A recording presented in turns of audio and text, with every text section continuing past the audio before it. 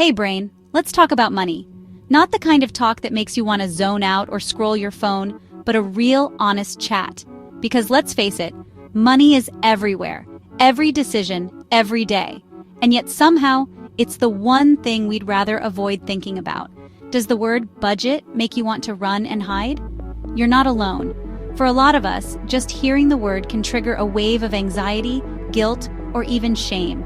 It's like a pop quiz you forgot to study for every single month. You sit down, open a spreadsheet, and your brain just shuts down. Suddenly, all those numbers blur together and you can't remember if you paid the electric bill or just thought about paying it. Suddenly, all that motivation vanishes. The energy you had to finally get your finances together evaporates, and you're left feeling defeated before you've even started. For those of us with ADHD, this is normal. It's not laziness or a lack of willpower. Our brains are wired differently, and traditional budgeting methods just don't fit the way we think or process information. Our brains crave excitement and instant feedback. Budgeting is the opposite. Tracking every coffee, that's about as thrilling as watching paint dry. It's no wonder we lose interest fast. It's like being asked to knit a sweater while riding a roller coaster. You're juggling a million thoughts, and then someone hands you a pile of receipts and says, "Sort these out." No wonder it feels impossible. Our brains have a now and not now setting. If something isn't urgent or exciting, it gets pushed to the back burner. That's why planning for the future can feel so abstract, almost like it's happening to someone else. That pastry in the window? Now. Retirement fund? Not now. The reward of a sweet treat is immediate, but the payoff for saving is so far away, it barely registers. Impulse spending isn't a moral failing. It's your brain's reward system doing its job. When you buy something fun, your brain gets a hit of dopamine, and that feels good. Budgeting, on the other hand, rarely gives you that instant satisfaction. Understanding this is the first step to finding a system that works for you. When you know your brain is wired for novelty and quick wins, you can start to build habits that actually stick. If you failed at budgeting before, let go of the guilt. Seriously, you're not broken, and you're definitely not alone. Most budgeting advice wasn't designed for brains like ours. You're not bad with money. You've just been using the wrong map. Imagine trying to navigate a city with directions written in a language you don't speak. Of course you'd get lost. We're ditching the old map and making a new one, designed for your ADHD brain. One that's colorful, flexible, and actually makes sense for how you think and live. Bright colors, shortcuts, and fun landmarks included. We're going to use tools and tricks that make budgeting feel less like a chore and more like a creative project. You don't have to do this the normal way. In fact, the normal way probably never worked for you anyway. It's time to embrace what makes your brain unique. We're going to make budgeting work for you, not against you. Every small win counts, and every step forward is progress worth celebrating. Ready to try a new approach? Let's get started.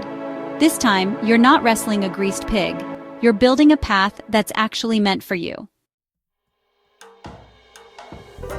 You don't have to be a math genius to manage your money. Forget algebra and scary spreadsheets. Budgeting can be simple. Math anxiety is real, especially for ADHD brains. But modern, ADHD-friendly budgeting is about awareness, not calculations. Think of your finances as a coloring book, not a math problem. We'll use broad categories, not precise numbers. Grab some highlighters, not a calculator. The goal: know in general where your money goes. Let go of math anxiety and complicated spreadsheets. You don't need to be good at numbers to be good with money. Build a system you can stick with. We'll use tools that do the heavy lifting. Your brain can focus on the fun parts. Where do we begin? With the bare bones budget. This is the simplest, most honest way to get a grip on your money, no matter how overwhelmed you might feel right now. If you've ever felt lost or anxious about your finances, you're not alone. This is where almost everyone starts. Forget tracking every penny. Just list the essentials. The goal isn't perfection. It's clarity. You don't need fancy spreadsheets or complicated apps. All you need is a willingness to see your real numbers, even if they're not what you hoped. Grab a notebook or your phone, whatever feels easiest and most natural for you. The important thing is to start, not to get stuck on the tools. Make 2 lists, one for your income and one for your must-pay bills. Don't worry about the small stuff yet. Just focus on the big picture. Write down your monthly income after taxes. This is the money you actually have to work with, not just what's on your contract or offer letter.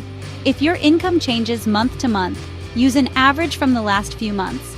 Or, if you want to be extra safe, use your lowest month as your baseline. This way, you're prepared for the lean times, not just the good ones. Next, list your non-negotiable bills. These are the things you absolutely must pay to keep your life running smoothly. Rent, utilities, transportation, debt payments. These are your musts, the bills that keep a roof over your head, the lights on, and your commitments in check. Don't worry about food or fun yet, just the basics. This isn't about cutting out joy forever. It's about seeing what you truly need to survive each month. Subtract your total must-pay bills from your income. This is a simple calculation, but it's the heart of your budget. The number left is your playground money for everything else. Groceries, fun, savings, emergencies, and all the little things that make life enjoyable. This one clear number is powerful. It gives you a sense of control and lets you see, at a glance, what you have to work with.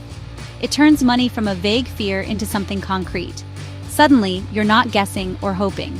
You're making informed choices. Now you have a starting line for making choices. You know exactly where you stand, and that's the first step to moving forward. No more reacting to surprise expenses. You're taking charge, not just hoping things will work out. You're building a solid foundation. Every strong house starts with a sturdy base, and your budget is no different. Keep it simple and manageable. That's your first step. Remember, you don't have to get it perfect. You just have to get it started. This is your launch pad for a better financial future. Now let's sort your leftover money into a few big buckets. Forget dozens of categories. Just use a handful that makes sense for you. Think: groceries, life admin, fun and social, and future you. Name your buckets anything you like. Make it fun.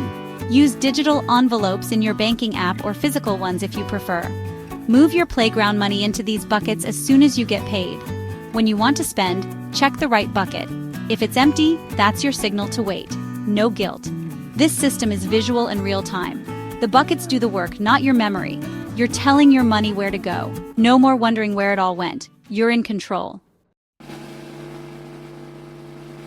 Impulse spending is a dopamine rush, hard to resist for ADHD brains.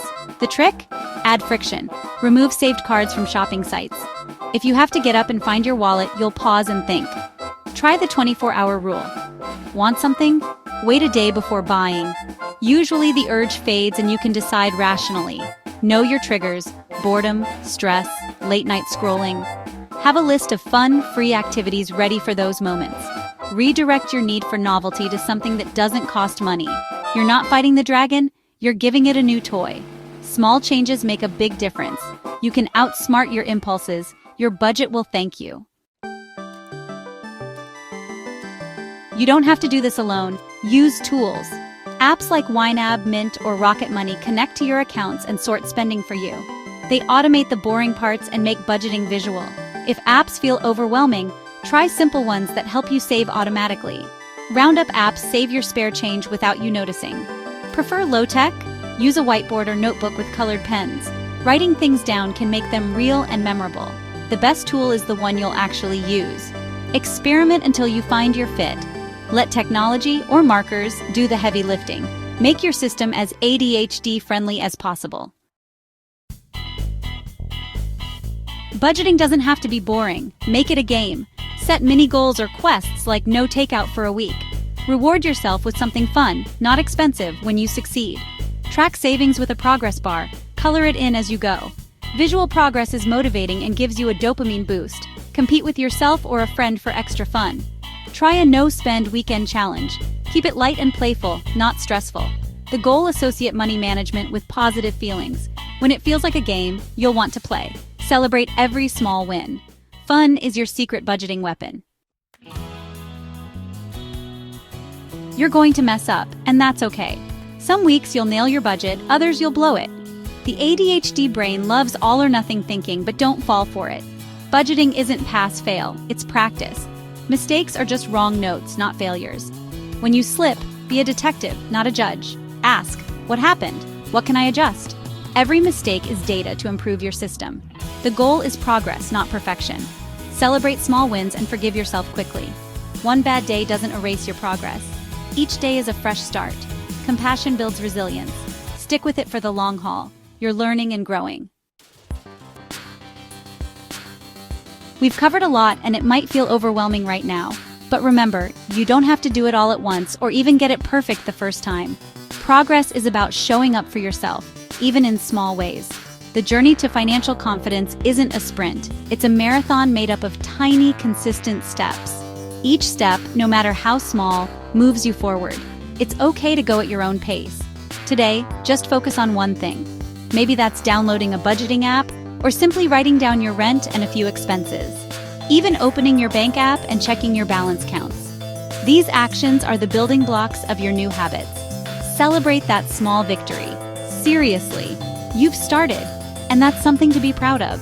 Every positive action, no matter how minor it seems, deserves recognition. Your ADHD brain is an asset, not a liability. The way you think brings unique strengths to the table. Creativity, resilience, and the ability to see solutions others might miss. Use your creativity and hyperfocus to build a system that works for you. Maybe that means color coding your bills, setting reminders, or making money management a game. You're not broken, just different. And that difference is powerful. Work with your brain, not against it. Find routines and tools that fit your style, and give yourself permission to experiment until you find what clicks.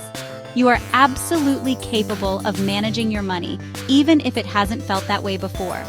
Every attempt is a step toward mastery, and every mistake is just a lesson, not a failure. Let go of past mistakes and shame. You're not defined by what happened yesterday. Forgive yourself and know that you can always start fresh. Today is a new day, full of possibility. Each morning is a chance to try again, to take another step, and to move closer to your goals. Take that one small step, whatever it looks like for you. Be gentle and kind to yourself along the way. Progress is progress, no matter how slow. Remember, you're not alone. There's a whole community cheering you on, ready to support and celebrate your wins, big or small. You've got this. Believe in yourself, trust your journey, and go take that first step forward. Your future self will thank you.